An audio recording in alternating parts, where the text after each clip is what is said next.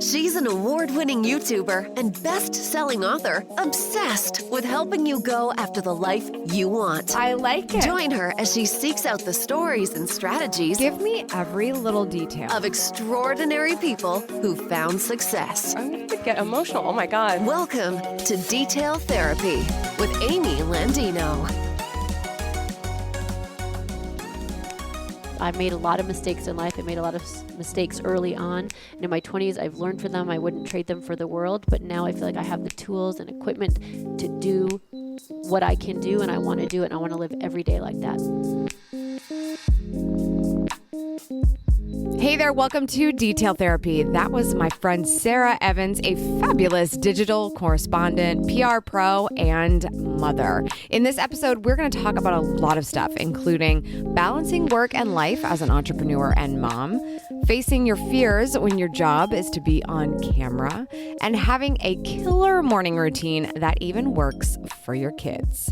We have quite a bit to get into today, but for those of you who are new to the show, my name is Amy Landino, and I will be your host. I'm a YouTube creator, professional speaker, best-selling author, and entrepreneur. I'm here to help you go after the life that you want. And you can find out more details about me by visiting youtube.com/AMYTV. I want to keep going with this super fun season 2 trend that we are doing, something timely for this time of year. And that is a little segment I like to call Spring Cleaning with Lingo. If you remember episode 7 of Detail Therapy, you remember Christy Lingo, professional organizer, mom, and fabulous lady who just brings it whenever she is around with the details. So today we're going to dig into another spring cleaning tip from Christy, and it's time to get into it. Let's jump into spring cleaning with Lingo. All right, time for another spring cleaning with Lingo. Christy Lingo from Christy Lingo from SimpleSolutionsOrganizing.com. Also, episode 7 of Detail Therapy Podcast. What's up, Lingo? Not much. I think we're going to talk about something that you really love today. I would have to agree. I love organizing. I love getting tips from you, and I love my closet. So can we please talk about how I can just keep stepping it up in my little dressing room? Oh, for sure. So ClosetMate did a study back in 2016. They interviewed 1,000 women and found out that the average number of pieces of clothing alone, not including sort of unmentionables, that a woman has is 103 pieces, but 21% of those are unwearable. Either they're the wrong size, there's something that doesn't, they don't feel flattering in it, they just don't wear it. And so why are we taking up all this space with stuff we don't actually love? So we're going to talk a little bit today about three ways that you can pare down your closet with 3 simple questions. Okay. Let's do it. Oh my gosh, I love it. Okay. I love a quiz. Let's do it. Let's do it. Okay. If you would not buy that item again today, it goes. Ooh. Gone.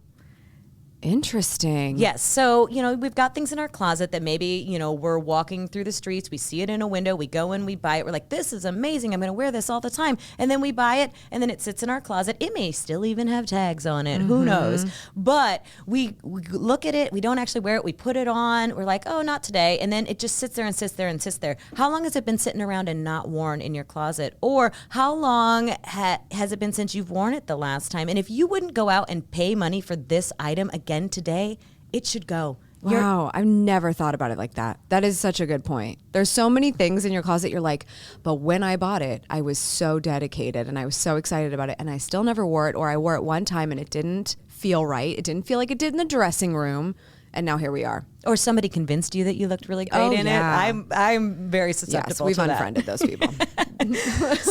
So just think of it that way. Like if you would not spend your hard-earned money on this item again today, let it go. Love that. And then you just mentioned something that's very interesting. It doesn't feel the same way. That's my second thing. If you fidget when you put it on, it goes, because all of us have those outfits where like we put it on and like the buttons pull, or shoes are a huge one. You put them on in the store, you love them, and then when you put them on to actually wear them out, your feet start to hurt. Let those things go. I'm sorry, but you're never going to wear them. So true. This is why I've basically given up on white button down shirts. Yep. the pulling. It's awful. It is so awful. I'm there with you. Makes me I can't wear button downs hardly ever. So yeah, if you're gonna fidget, if you don't feel comfortable in what you're wearing, you're not going to wear it, no matter how much money you spent on it or how much you actually love the item. So go ahead and pass it along to somebody who actually might wear it and might not fidget in it. Love that.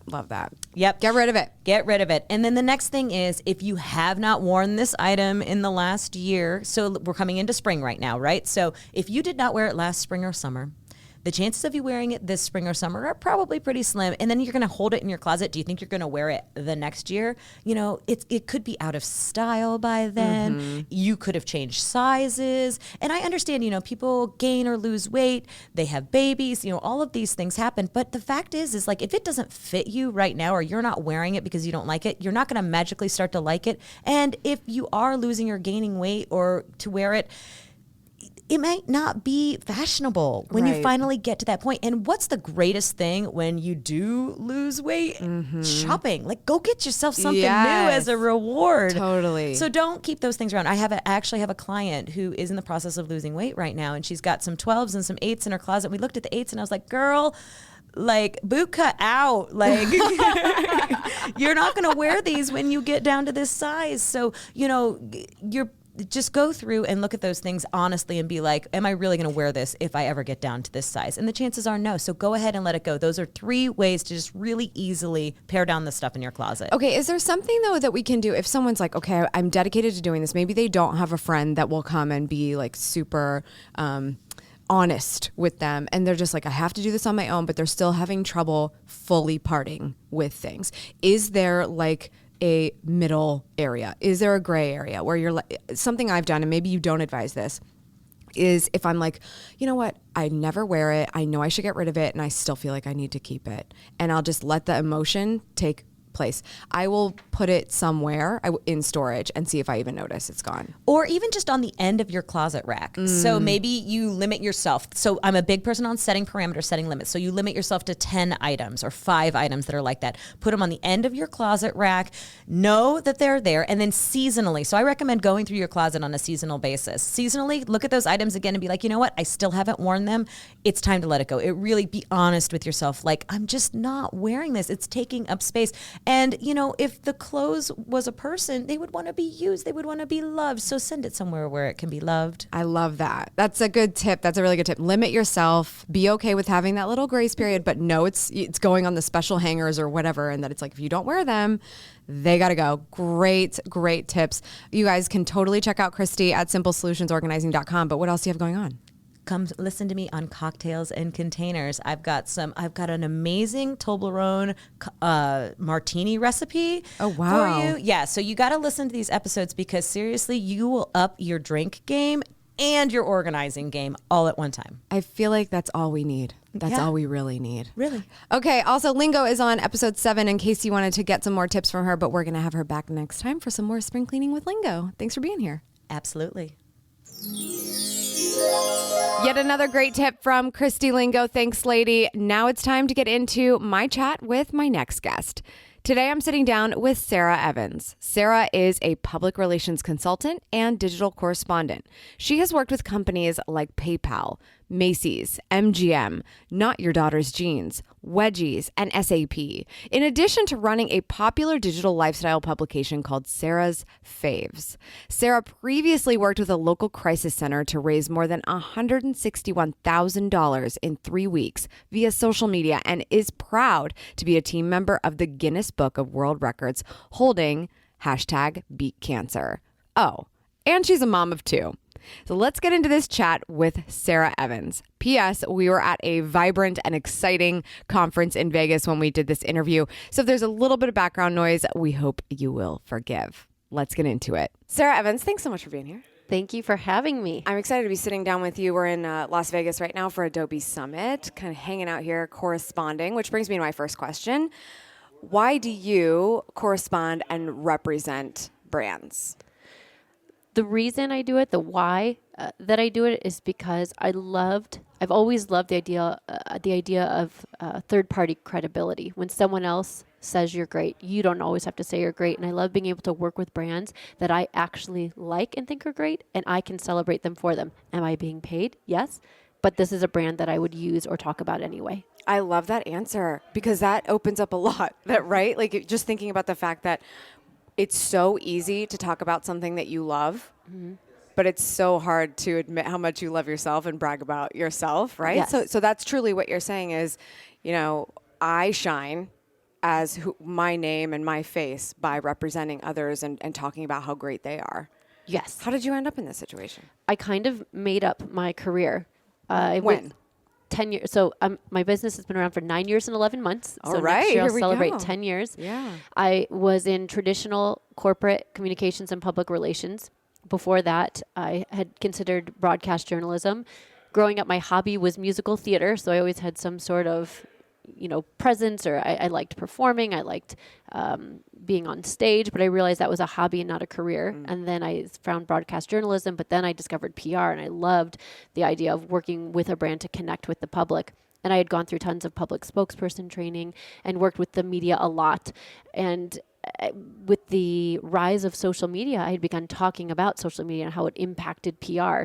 And out of that naturally grew an opportunity to talk about it forward facing. And brands started hiring me. I thought they were going to hire me to help them with their PR. They're like, well, can you help us with that? But could you also talk about us? And out of that need grew digital corresponding, which was not, a real job or career, I think, at the time when I started doing it. Yeah, it's kind of funny. When that phrase started coming out, I was like, ooh, that makes a lot of sense. Because what's even more interesting is the concept around PR and how much PR changed because of social media.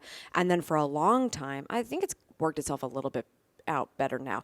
But for a long time, everybody was sort of confused. All of a sudden, it was like, isn't PR and social media the same thing? Did you feel like you were fielding that a little bit? Yes, I think there's still some of that between the marketing, the PR, the social, or the overall comms people in an organization. Sometimes those components can be siloed, but they really need to work together for the full customer experience, for the full company experience, because a lot of times you're highlighting your employees, your executives, and the forward-facing part of the brand with your consumers. So all of those things have to work well together, and I still don't think there's a truly clear distinction. Yeah. What happened 10 years ago to make you go out on your own? Were you doing this before? Great question. So there is actually a moment. I was the director of communications at a college in the Chicago area. Okay. And my whole career had been nonprofit, or in the nonprofit or education sector. They weren't ready for social, but I was really excited about it. So I was writing these emerging technologies proposals and trying to sell them. And everyone's like, we're not ready for this. So I thought, well, I'll just help somebody else who is. So at night I would freelance and, moonlight as this job. And my boss at the time was wonderful. And I told her what I had been doing. And she said, are you trying to work yourself out of a job? I said, I think so. She actually allowed me to do a 3-month exit period to help let them find a replacement, leave my job, start my company, secure clients, and move forward. And it was a very productive, wonderful exit. That's amazing. I mean, you don't hear about that very often. No. I mean, like for me, it was very much like, oh my gosh, am I going to work for myself? Like suddenly, the moonlighting was making me realize what I was capable of on my own. If only I had that extra 40 to 50 hours a week to focus on it. And I tell you, when I realized I was leaving, it was still a year before I actually did. You start to really lay the groundwork and you're scared to jump and you're trying to figure out what to do, but to really be set up for success by somebody that sees what you're capable of and is like, you know what, you're really not reaching your true potential here. I needed that permission. Yeah. I needed that permission. I was big very amount scared. Of permission. I mean, like I definitely didn't have that. Yeah, everybody's saying like, why would you do that? Why would you leave? You have this 401k, cushy chair, lots of candy and office supplies here. It's awesome forever and ever. And it can be really, really scary. No one was telling me no. Now that I think about it, my father-in-law gave me the best piece of advice. When I told him I was nervous about what I was thinking about doing, he said, in 6 months, you'll look back and wonder why you even worried. Ooh. My parents were like, oh, you can do anything, because they're my biggest cheerleaders. My husband was like, I guess you know what you're doing. So no one told me no. Wow. I don't think it's unique. I think there's a lot of people that have incredibly supportive people in their life, but what a blessing. But maybe, somebody should have. No, it's clearly working for you, but that's amazing. What would you have done if you were getting a little bit of pushback? Maybe not necessarily from work, but the people around you. It would depend on who, because they're like my parents and my in-laws are my 4 parental units that I put a lot of stake and faith in. If one of them would have said something, it probably would have made me either question it or just ignore them and move forward faster. I have like those 2 speeds. Interesting. Which one? That's like 2 opposite directions. You're like, all right, good thing we're all in Accept and agreement leave, here. move forward and leave you alone. But even more important that your husband supported, because you guys are a team at home and planning a family at some point. I assume you have 2 kids now. Yes. 7 and 2. Yes. How are they helping you in your everyday life as an entrepreneur? I've never worked harder and more efficiently than having children, and I had severe anxiety both times about adding in another human life to the mix. I kept thinking, how do I do it? I already don't have enough time. But you somehow find the time, and I say somehow because I've really structured my day to make it happen. Yeah. And my husband is my best friend, my teammate, and he helps make it all possible. The only reason I can travel, because we have no family here, is because we have our roles worked out when I'm not here. And we pick up right where we left off when I come back. Because you're traveling a lot for work. And we are in Las Vegas now, which is where you're based, as you were saying. And your family's not here. That's a big job for you guys to, figure that out. What's your husband doing on a regular basis? So he has a full-time job, and he's a sales manager here in Las Vegas. And he works, so he's very structured. He gets up at 4 a.m., goes to the gym, goes to work, comes home. And then we, make it all work for our bedtime routine. Love that. Nighttime routine. Yeah. Okay. It's clearly you guys are very focused people, like in what you're doing. Yes. You have things worked out, and so much so that, the kids aren't holding you back. And I want to get into the details of your life. Yeah. I don't mean to say it like that, but I think I get a lot of feedback from parents saying, how am I really supposed to do this efficiently when you have these little curveballs rolling around and asking for attention and things like that? What do you say to somebody about that? It's not easy, and it's a very emotional response a lot of times, because when you're in the thick of it or you don't have the resources, it can feel very overwhelming or isolating. Being a new mom is very isolating.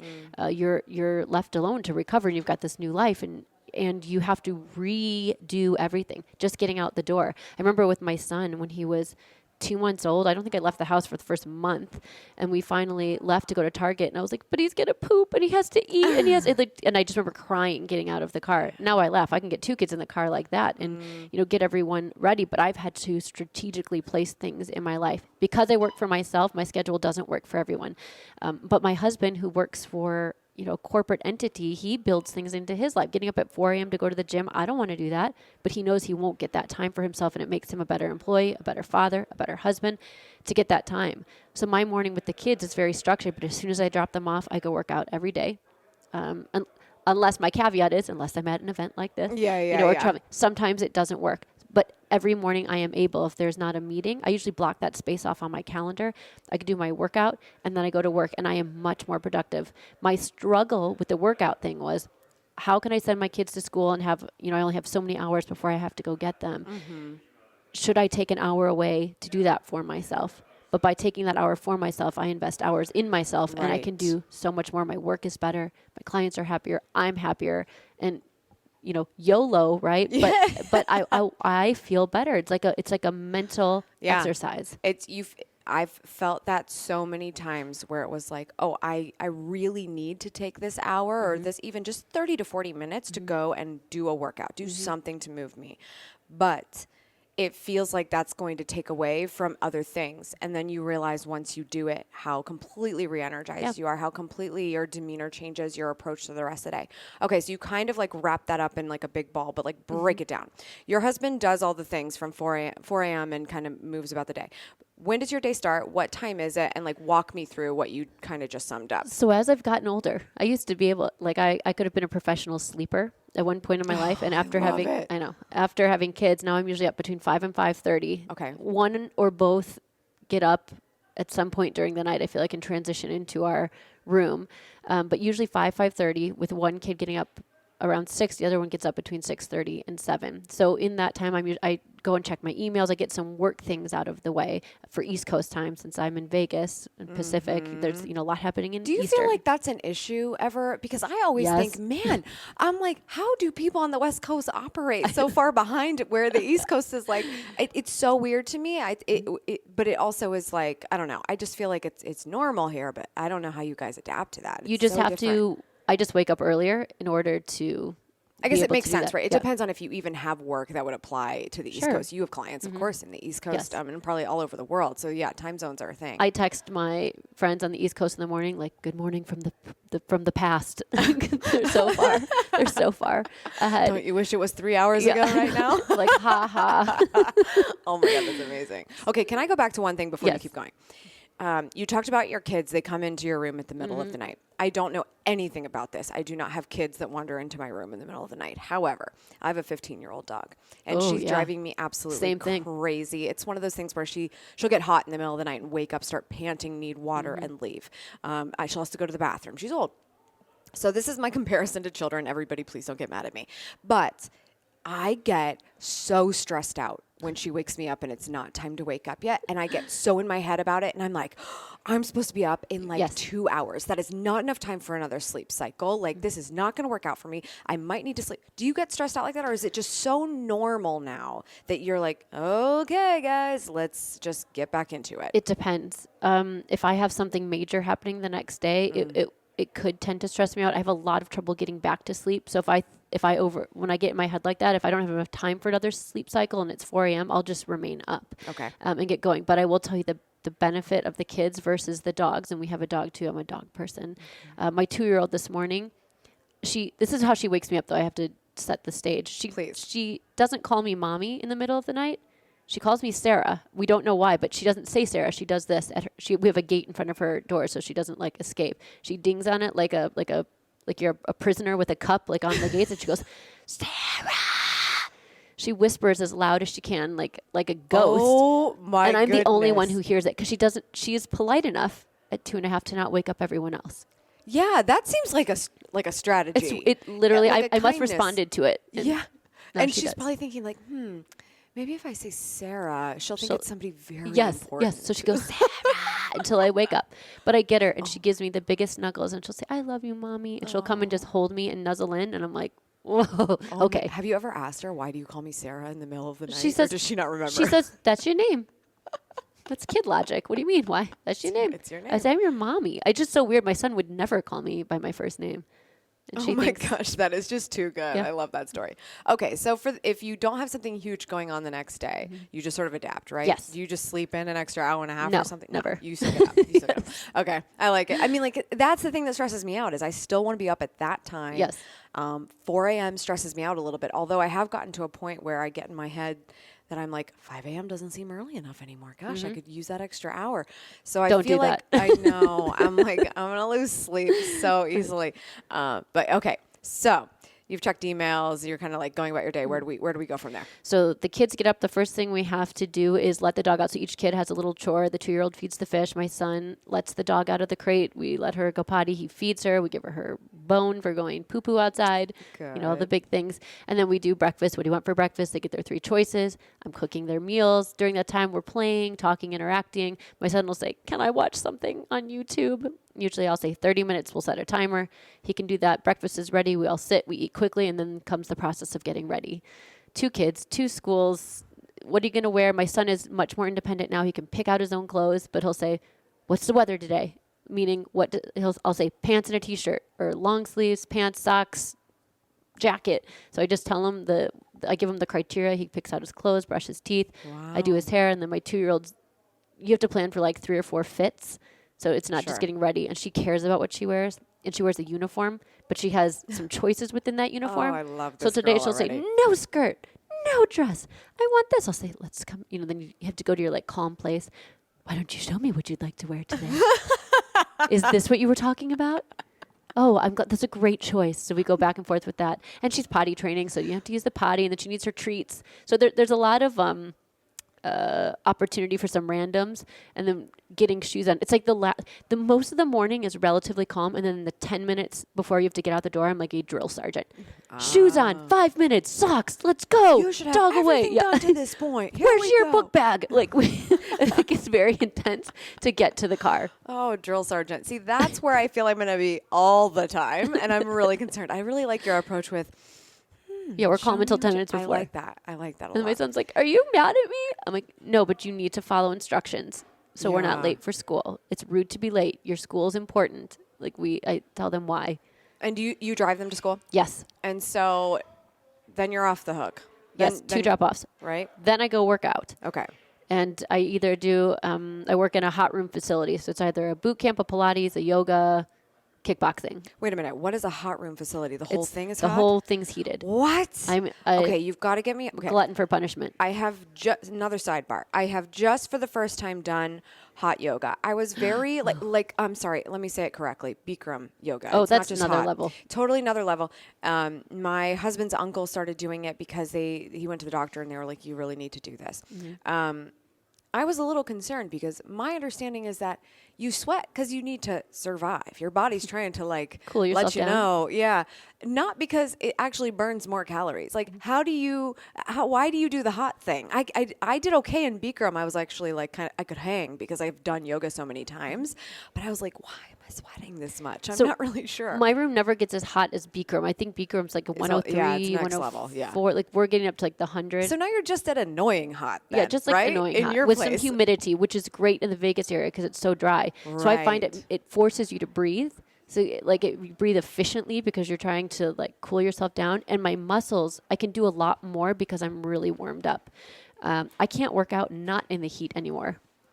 It's a very strange thing. I thought I would hate it. Heat tends to cause me anxiety. I thought, I'll have a panic attack in this room. But I guess if you're going into a situation like I'm going to be hot, I'm going to dress accordingly. Yes, it's temporary. Yeah, so I guess you sign up for it versus like walking around at a fair in the summer and you're like, why am I doing this? Yes. But it is a very enjoyable experience. I've brought in I've had a few friends come with me. Some like it, some don't. My husband. What's the complaint of people who don't? They just Just don't that like it's the hot. heat. And the people who do are surprised because they have more flexibility, more ability to do. Like when you stretch at the end, you're like, wow, I'm Like, I'm amazing. moving. I look great. And then you Yeah. leave, you're like, okay, well, that was a temporary fix, but it feels really good. Okay, so which one of the hot facility workouts is your like top favorite? I love boot camps. I love the torture. Why? I don't know.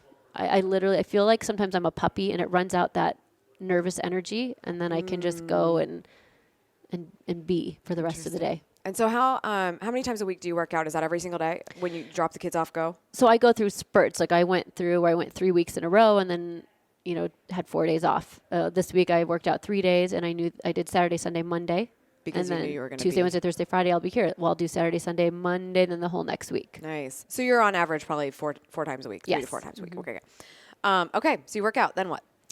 Then work immediately. I shower. And you're That's working. important. Yes, don't forget the shower, guys. And you're working from home, right? It depends. I usually pick a different spot and work every day. So I'll do some from home. If I start to feel tired, this is huge for me. I don't allow myself to nap. Judge me. I try to take a nap on Saturday or this is actually Sunday. an interesting topic. But Do I you leave the house. typically nap? Never. If I start to feel tired, I leave the house and go work from somewhere. Oh. I will try to get, my husband and I each try to get one of us gets a nap on Saturday, one gets a Sunday nap. And that's our, That's your only nap? yes. I'm not a napper. I can't like. Oh, I could. I can't. Yeah, no. I mean, like, I don't know what it is. I think it has to do with being really diligent about getting enough sleep. And yes, my dog's waking me up in the middle of the night periodically, but once I'm up, I'm up. Like I always think like, you know what, Amy, instead of the temptation of going back to bed at 4:30, 5 o'clock, just tell yourself, okay, you can always take a nap later if you're still tired. Let's knock out 3 to 4 hours of an amazing morning, and then you can take a nap if you need to. And I never need it. I never need it. So you want one, but you never take one. If you get tired, you leave the house. Yes. Especially if you're working from home, or you Yes. leave you just get a change of scenery. Yes. What does that change of scenery typically look I like? usually go to one of 4 different like toaster coffee bars. They're cute. They're not overly crowded like a Coffee Bean or a Starbucks. With noise, they know me by name. They know Is what toaster I like to like eat. the name of a place? What's that? What's like? Oh, one of the places here, it's called Toast Society. It's one of my favorites. It's owned by 3 young business women. It's an amazing little place where you can go and get, all types of toasts and lattes and Oh wow, that sounds kombucha. like right up my alley. Okay, might have to check that out before I leave. Cool. Okay. Okay, so that's what you do if you get tired throughout the day. Cool. Yes. So now we're rounding out the day, right? So then I have to be done by 2:30 to 2:45, and I go do school pickup number 1, school pickup number 2. We go home, and the first thing I like to do is work on my son's homework because that's a whole thing. So we like to sit Prioritize. down and do that. We get that done now that it's warmer. We'll eat dinner early because I'm like one of those people. I like to eat dinner early and then go on a walk because I'm 87, and so we do that, and then we go to the park to get some outdoor just playtime. We try to end our evening. We take the dog on a walk, go to the park. Oh my gosh, do I that. love that. You sound like you're Always. from Europe. I know. What time is dinner? Like 5. Oh, I love We're that. early eaters, digest because we don't eat after 7. Well, the kids might sometimes. My husband and I Yeah, don't sure. eat after 7. No, I totally love that. Do you sort of do something that kind of looks like intermittent fasting in the sense that you're only eating between certain hours It's of the just day? natural. I mean, it's not on purpose. Sure. A lot of times, good or bad. You know what? If you're listening to this and you tell me I'm doing it all wrong, let me know. Oh my You can gosh, I always tell tell them me, all the time okay? I'm doing it wrong. It's So fine. 7 p.m. I don't eat, and then a lot of times I won't eat till after that workout.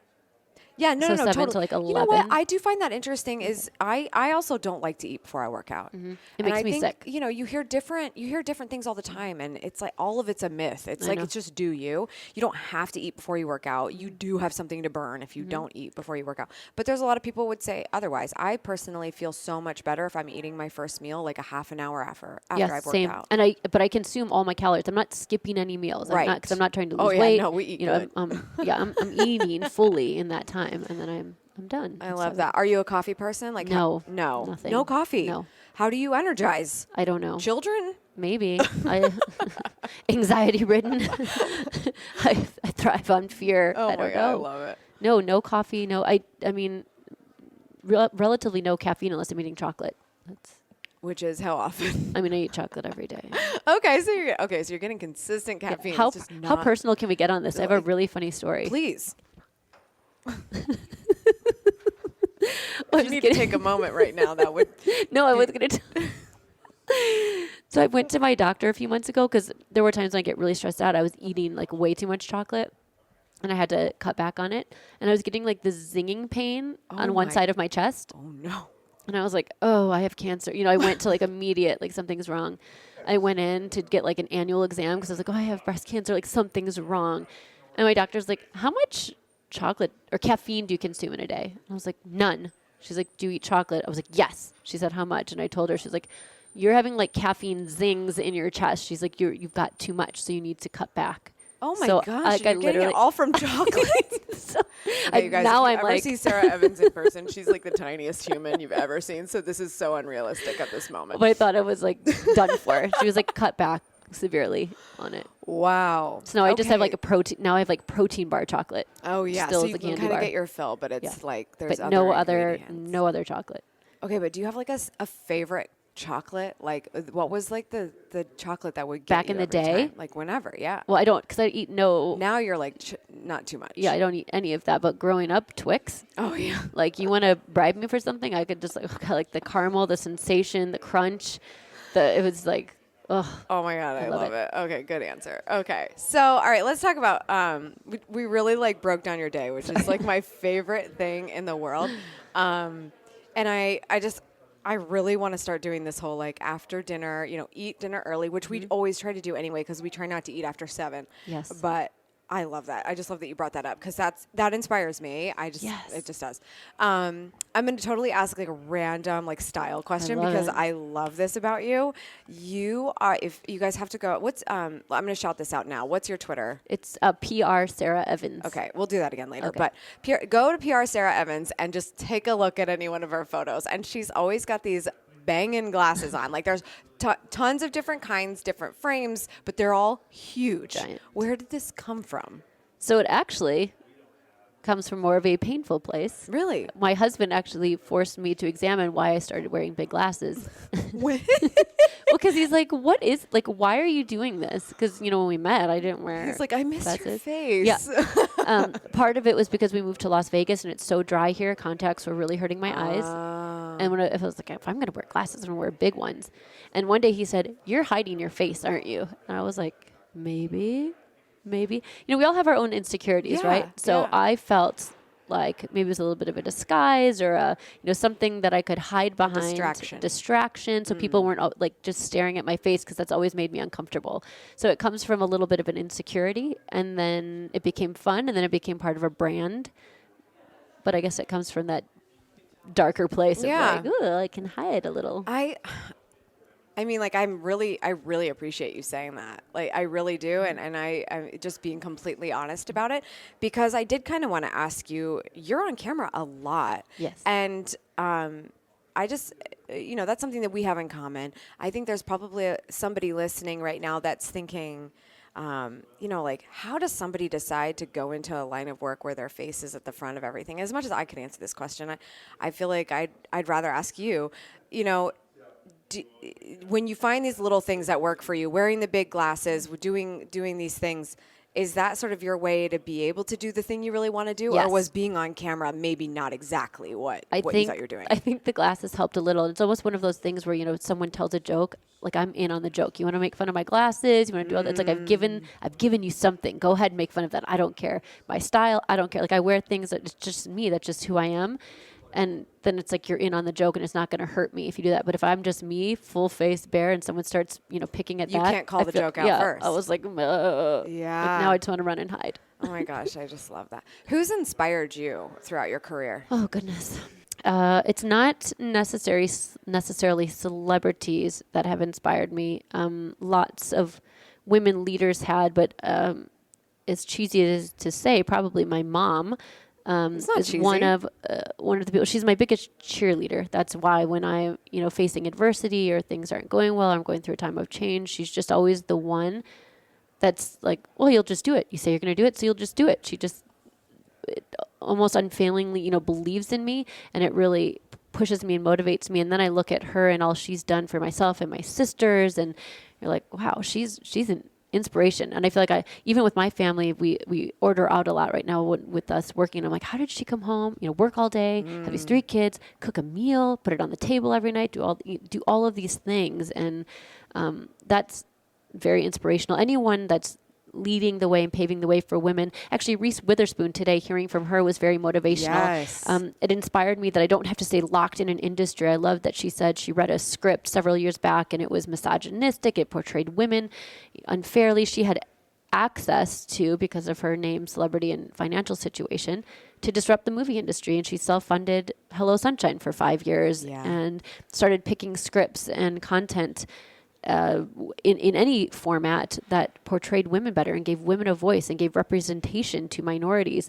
And she did the same with other things that she's working on. I love that you brought that up, because that is an inspiration, and absolutely agree with, I want to go back to what something your mom said too, but just to point this out, Reese was at the keynote this morning at Adobe Summit, and what I particularly liked, and I think people need to understand, is it wasn't like Reese was like, I am Reese, and so therefore I'm going to go start this other production company and people will listen to me.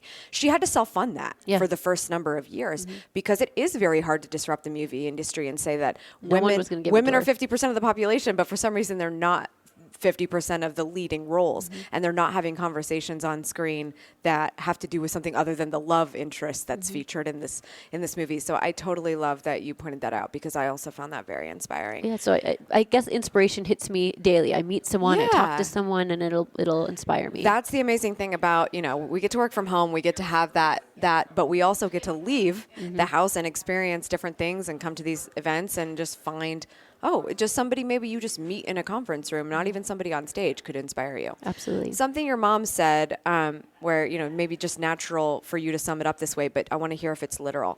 Like, you say you're going to do it, so just do it. Do you feel like she said that so that's how you became? Or do you think she was saying that because she's like, well, Sarah always does what she says she's gonna do? I think it comes from 2 places. I always say what I'll do, and I just always even if they told me no, I would go do it. I feel like maybe at some point she's like, I better not tell her no, because she's just going to.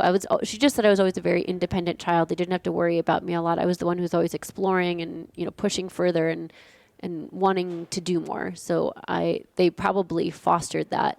Love that. As best they could. I wanted to point her out and let her be like the final word on the inspirational lady, because I think she deserves it. Do you ever, are you a big reader at all? I used to be. Okay. My mother's a librarian. My mother-in-law is a librarian. My son is a voracious reader. Growing up, I was a huge reader. Am I now?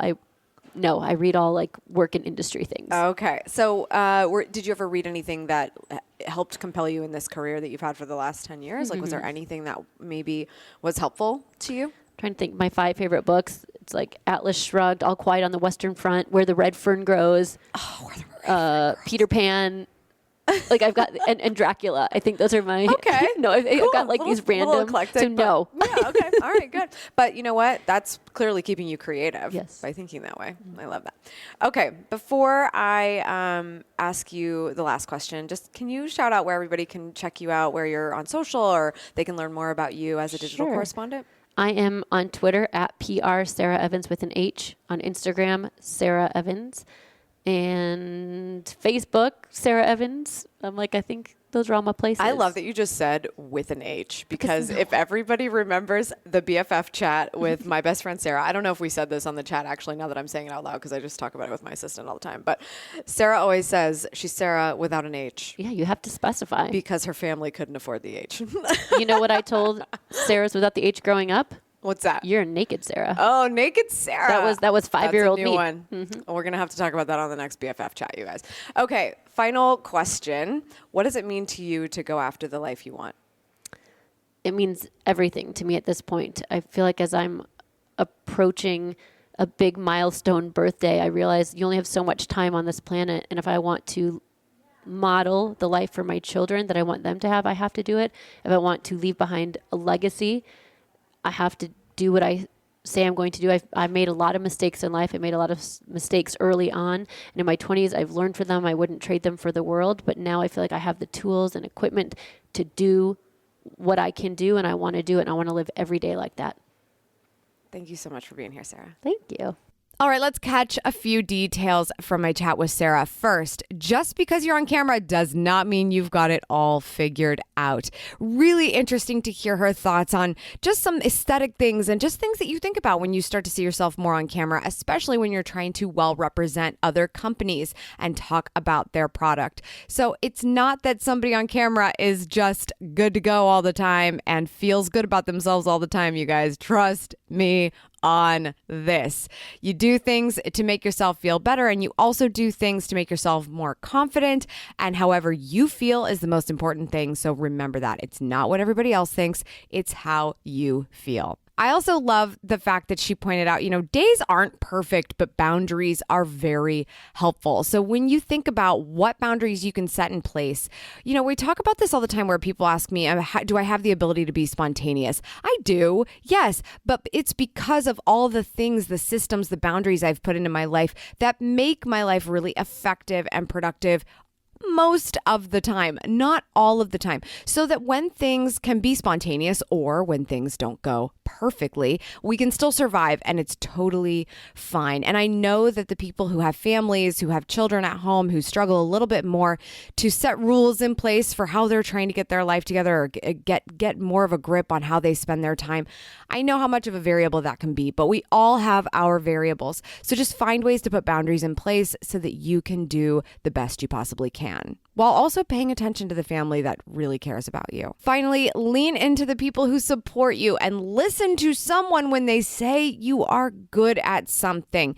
There will never be enough people that do this for you, and most of the time, you're going to be having to do this for yourself. I just loved to hear the support systems that Sarah had in place, and some of us are fortunate to have that, and some of us aren't. And instead of worrying about the circumstances, we can just push ahead either way. But if you have someone who is saying this to you, listen. Don't self-doubt yourself out of doing something amazing with the life you have. I loved this episode. I hope you did as well. And I'm wondering if you also love getting more advice straight to your earbuds, because I have some simple steps for living your best life every day. This is my free audio training, The 7 Essential Details for Going After the Life That You Want.